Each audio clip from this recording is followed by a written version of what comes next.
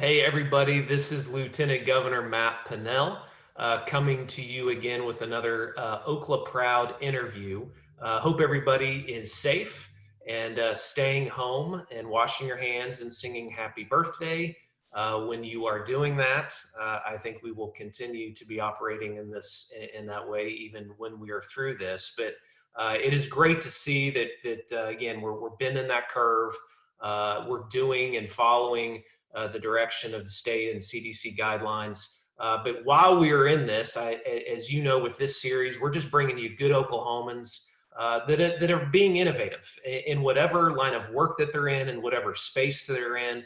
And certainly, the gentleman that I have on this morning, I'm pretty excited to have Bobby on with us, Bobby Gruenwald with Life.Church, Life.Church, but has just a wealth of knowledge when it comes to being innovative.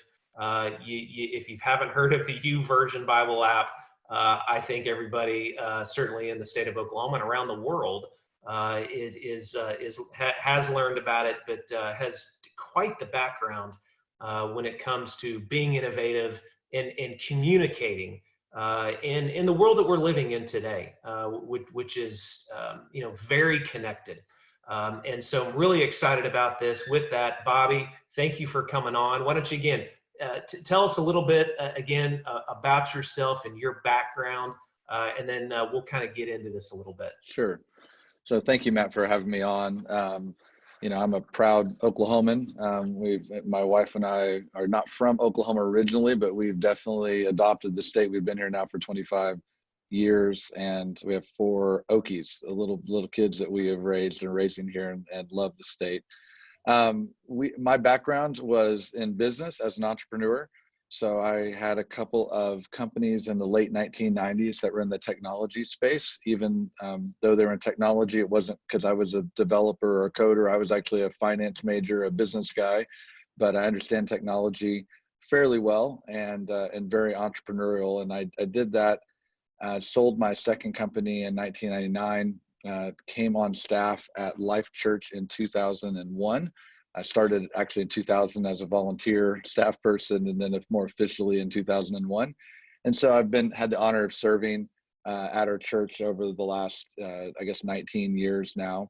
Wow. And it's been kind of an incredible experience and journey. And so what I do at the church today, I'm one of the leaders. Pastor Craig, myself, and 2 others kind of form the leadership team for the church, and I oversee several different areas. But what I do try to do is bring that sort of entrepreneurial thinking, not in the way of making money for the church or behalf of the church in the way an entrepreneur might typically think in business, but a way of bringing kind of innovative ideas, helping our church sort of think about how to solve problems in different, more unique ways, and challenging our team. I'm not the one that comes up with all the ideas, but try to sort of drive a way of thinking into the organization. And it just happens to be the same types of things that apply to businesses, small businesses, churches.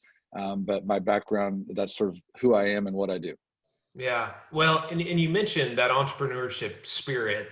That's a lane, that's kind of a swim lane that I have in my lieutenant governor position. My wife's an entrepreneur, which means I'm an entrepreneur because Sure. of that. And entrepreneurship, if we're not fostering that in any state, it's very tough to grow a state. Right. Cities that are behind entrepreneurs and supporting entrepreneurs when it comes to accelerators and incubators. I mean, those are the cities that are really growing. And so it's really interesting. You mentioned that. I mean, you're bringing that entrepreneurship background into a church, Right. Which has become global. But those same principles, they work in a church as they would in any small business. Yeah, I mean, at the core, we're solving problems and coming up with sort of new ways to solve problems. I think this current crisis that we're in globally right now is a really great opportunity for innovative thinking. You could use the term entrepreneurship as well, but I think at the core, it's really just these constraints that we're facing. Everyone's facing similar constraints. I mean, there's some that have more than others during this time. And there's obviously significant needs and problems to solve.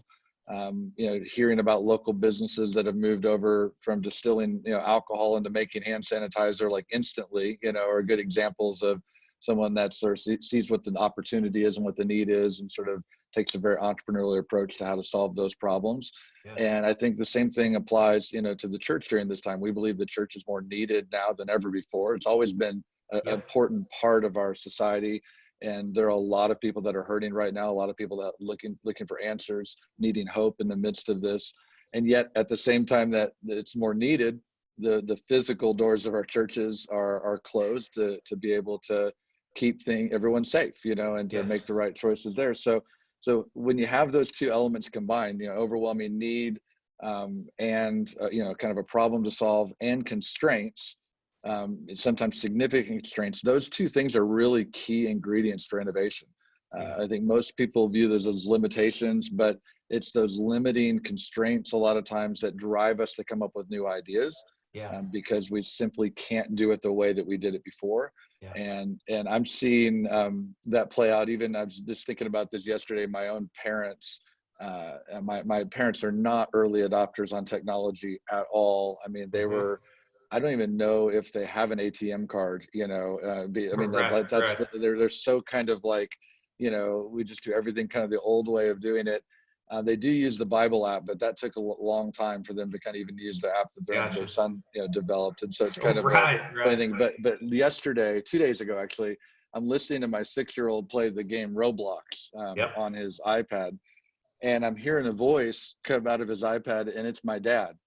My dad figured out how to play Roblox so that he could play with his 6-year-old grandson. My That's parents really cool. are in Illinois, but just watching that and say, here, this constraint of the situation that we're in, and in his case back in Illinois, they're and given his age and all that, they're staying at home completely. They never left the house in that scenario. And so he's using technology right now to connect to his grandson in a way that my dad would never have been motivated to play a video game. I mean, never been motivated before, except for the circumstances. He's figuring it out. My son's teaching him how to use it. It's really pretty incredible to watch. But I think that's kind of the environment right now. So many people are learning new things. They're adapting to new ways of doing things. And I think that entrepreneurial spirit, that innovative thinking are going to yield some really amazing companies, really amazing ministry models. I think we just have a lot of, opportunity in front of us, and hopefully we'll see that. And I really believe we'll see that emerge in our state as well. Oh, I completely agree with you. I mean, there's been a few articles written about the 2008 when we had that downturn, and the companies that were birthed out of that. Those entrepreneurs that stepped up. I certainly hope that that's one of the positives that comes out of this. Sure. I know early on this, a lot of people know you from the Youversion Bible App. Update us a little bit just on kind of where we are with the Youversion Bible App. I literally just used it this morning with the devotional with my kids as we're all homeschooling here. We should be doing that anyway, but we certainly started off before with just pulling up the Youversion app and getting a kid's devotional going. But a little update on where we are with the Bible app.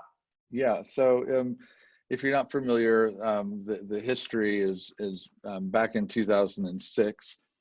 I had this idea to really want to use technology to help me connect with the Bible more consistently and more effectively. I was, sadly a below average Bible reader, but desired to not be. And it started with an idea for a website there was a lot of work that went into getting this website built. I'll spare everybody the details just because it takes too long to tell the story. But basically, after going through a lot of climbing a mountain, essentially, to kind of get publishers and everybody on board to allow us to launch this website, we discovered that it failed.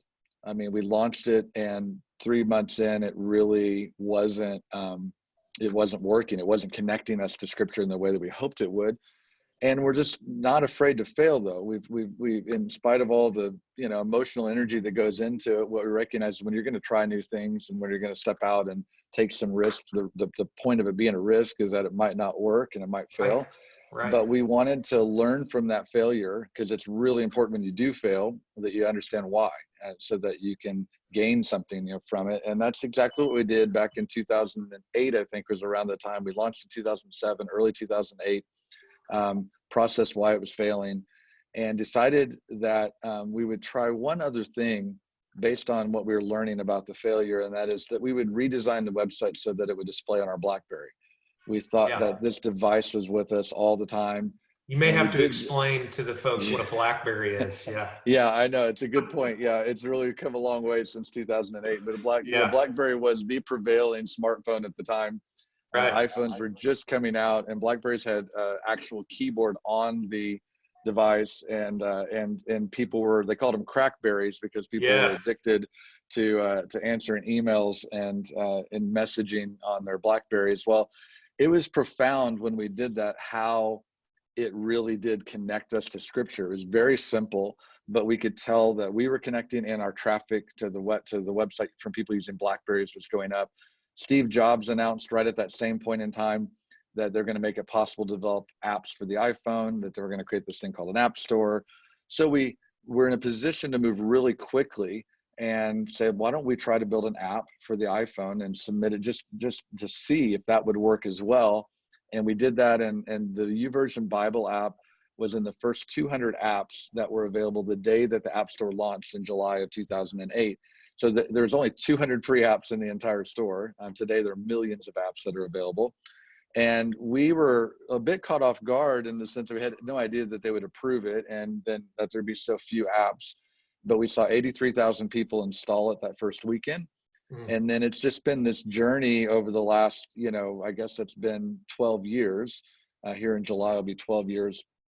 And we've seen it grow from 83,000 devices that weekend to now it's over 421 million devices that have installed the Bible app. And it's growing right now at a pace of over 5 million per month. I mean, it's really continuing to pick up.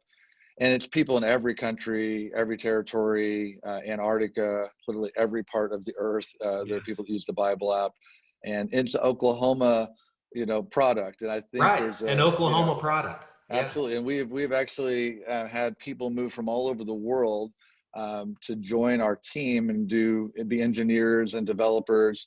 And they moved their families here to Oklahoma to be a part of that. And it's available in every single language. I mean, nearly every language that we can put it into. The Bible's available in over 1,400 languages. It's a very global kind of phenomenon that God's done. We don't take credit for it. We really believe it's something that God's certainly done. But I share that because it started that really is just trying to solve a problem, and it was kind of a simple idea to solve a problem for me. And as we began to realize how it could solve my problem and solve others, then it just has been a scenario where it's kind of grown sort of step by step from there. But it started obviously very simply. And of course, as you heard, started as a failure. And it was through the failure that we kind of discovered what ultimately became the idea that is today. But it's a great thing to be a part of. And right now, of course, during this crisis, it's even been more critical because digital tools are sort of the way that people are connecting right now. And so the Bible, all the record days we've ever had, I think our top 5 record days happened last week, Oh, really? And of all time historic record days. So we're seeing huge growth, not just in the Bible app, but another tool that we developed several years ago called the Bible app for kids, because of parents like yourself, that are home with their kids right now. It's designed for young children, but it's kind of had a hockey stick curve to its growth in the last 3 weeks as well, just because of the number of parents that are looking for tools for their kids too. Amazing. So I know that you went on really early when this pandemic hit, and when we say April was closed, and did a Facebook Live. And you were speaking to churches regardless of denomination. You were speaking to everybody. I mean, Life.Church, again, it's global. So you were talking to small business owners, moms and dads. Speak to us a couple minutes about what, a few of the things that you delivered on that Facebook Live. Again, you were kind of teaching some principles of in this time, how to be innovative. And what are a few things that because again, I think even when we come out of this, I think the world has changed a little bit, and we have to continue to be I think more innovative in the way that we look at our company or our church, or to be able to connect and communicate in the right way. Yeah, so I think some of this will be a little bit redundant to what I shared just earlier in this interview, but um, I think this is a really important time. For I was speaking primarily at that time to pastors and church leaders, but like I mentioned, the principles apply across business. That just happens to be kind of the area that I'm focused in right now, but and feel called to be focused in. But the principles of innovation happening inside of constraints. Almost every significant innovative idea that I can point to in my life has come out of a time of constraint. It's come when there's some sort of limitation. Sometimes they're really significant limitations. There's just simply no budget. There's no facility to do this in. And so that leads to kind of a different new way of approaching it that at the time sometimes feels like it's just solving the current problem. Yeah. But in retrospect, as you fast forward, ultimately became a whole new way of doing things, and created new opportunities. So our church is structured like that. When you look at how we do church in multiple locations and how we use video teaching, I mean, you could go down through the history of our church and talk about how each of these elements that now enable our church to, when we're meeting physically, to reach over 100,000 people on a given weekend, in physical buildings when that's happening. All of the things that led up to that were birthed out of times when we couldn't accomplish something because of a constraint. And I think it's important that we recognize in times of uncertainty, which is certainly where we're at today, where we have this kind of uncertainty about when things will open and how they'll open, and how will this affect my business, and how will this affect my job, and how is this going to affect our revenue, and all these different questions that everyone has right now. In times of uncertainty, in times of constraint, we have real constraints. I mean, we're obviously wanting to flatten the curve and do our part, and so everyone is sort of making the choice and decisions, and some are self-imposed constraints, and some are real limitations that are put on us by our leaders for good reason, that we have these actual constraints. And in these times, this is where there are hundreds of thousands of experiments going on right now. People saying, okay, how do I pivot from what I was doing before as a restaurant, as a small business owner, and adhere to the guidelines in a way that enable me to do it effectively, serve people, today. And we see that happening all over Oklahoma and all over the country, for that matter. People right now who their business is actually shut down entirely, but they're now thinking about, okay, when this opens back up, or as it opens back up, what are the ways I can do things differently? How are the needs of our community going to change? What does this sort of uncertain time create in terms of the customer's needs, or the products that need to be created? I know that people have moved again to create some of the PPE and the different things that are needed right now by companies that have shifted to that. And then I think there's probably some conversation. I know there's conversations going on right now that say, look, people are hopeful that there's not another pandemic, but there is obviously the potential that it's certainly a greater potential now that there could be an additional point in time where similar circumstance happens. I mean, it's certainly more than people were thinking about 6 months ago. And so I think people are now thinking, okay, if this were to happen again, how am I better positioned to handle online sales, or digital engagement, or digital communication, or what would I have done better if I could go back in time and prepare for this moment? And sometimes the answers to those questions are things that would better prepare you for a normal circumstance, and for a normal week, not just for a pandemic. Meaning, if you went back and say, okay, if I could have found a way to more proactively communicate to my customers, or to stay in contact in a way that created an online community around my product. Maybe I wasn't doing that before, and now we're forced to do that to kind of build and maintain these relationships. But perhaps that's the type of thing going forward that's really going to differentiate what I do from what other people do, is that I'm, going to continue to do these things. So I don't know what each innovation will be. What I do know is that we shouldn't be discouraged from this time from trying those new things. We should use the pressure of it to propel us, to venture into it. And I think, when we do that, not everything will work. Not everything will be the greatest idea that we'll carry forward. In fact, sometimes it won't even be your own idea or your own innovation that changes your company or changes your church or your ministry. It'll be someone else's. And you're just paying attention to how they responded, because there's hundreds of thousands of experiments going on right now. It may not be your experiment that works. It may be someone else's. But then I think the key will be, as a leader, as a business owner, as a small business owner, as a pastoral leader or church leader, are you even looking and recognizing those things that work? Because it might not be yours to create, but it might be yours to adopt. And for yours to kind of quickly say, okay, I see that now. And if I applied that same thing that they did in their business to mine, and I did it quickly enough, that could really change the trajectory of how I move forward. So I mean, the principles are really just that you have to see limitations and constraints as a key ingredient to innovation. Yeah. That's probably the most overriding principle versus a limitation that keeps me from moving forward. It's the key thing you need to take a different approach. And then just having your eyes open. Yeah, powerful reminder, I think, is a lot of us may be getting discouraged right now. No, you shouldn't be discouraged. This is actually the prime time for innovation. And you mentioned a key word there too, differentiating. Looking at your business, how can you differentiate yourself in that innovative way? I think that's really good word as well. I was going to ask you how. So you mentioned, you're creating new Oklahomans. I mean, Life.Church is. You've built a large team. How many employees do you kind of have on the Youversion development team right now? Because you're constantly innovating and adding new products. I forgot to ask you that question. Yeah, no problem. Now we have about 60.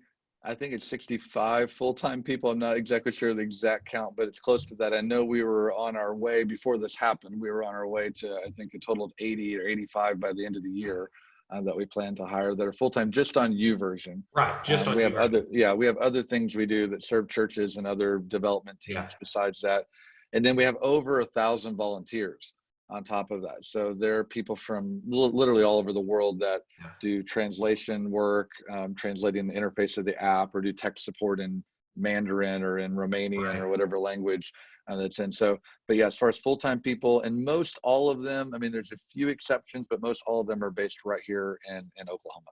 Got it. Final thoughts for us. I mean, I've really enjoyed this, and I think a lot of other people will as well. And again, I'm a big fan, so thank you again for doing this. But final thoughts for the Oklahomans that may be watching this. Yeah, well, first of all, thank you again for having me on. I love our state, and one of the things I tell people about Oklahoma that aren't from here, that I go see, is I'd say, first, it's a great place to raise a family. We love the environment for our family and our kids. But Oklahoma's a place that, since I've been here, and I know there's been some history of ups and downs, it's consistently been better every single year that I've been here. And you can't really say that about a lot of places. It's sort of been a steady improvement, not the type of thing that just flies high and crashes low. I think there's obviously been past history, but I think we've learned from a lot of that.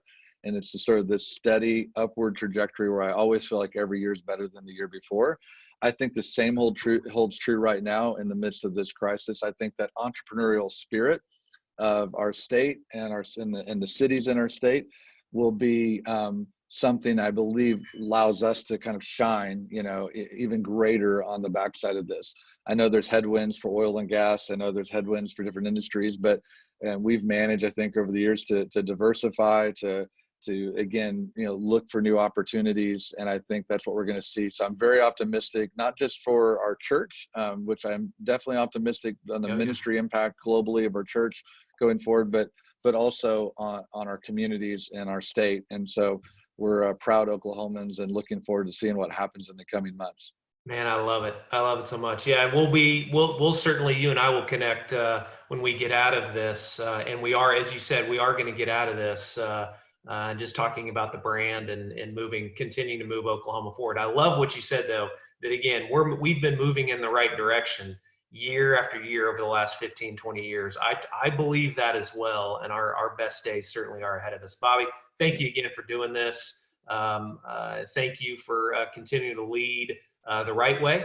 and being above reproach and everything that you guys do, certainly at Life.Church, but you continue to innovate and continue to hire more and more people from from around the world and bring them to Oklahoma, man. That's what it's all That's great. about too.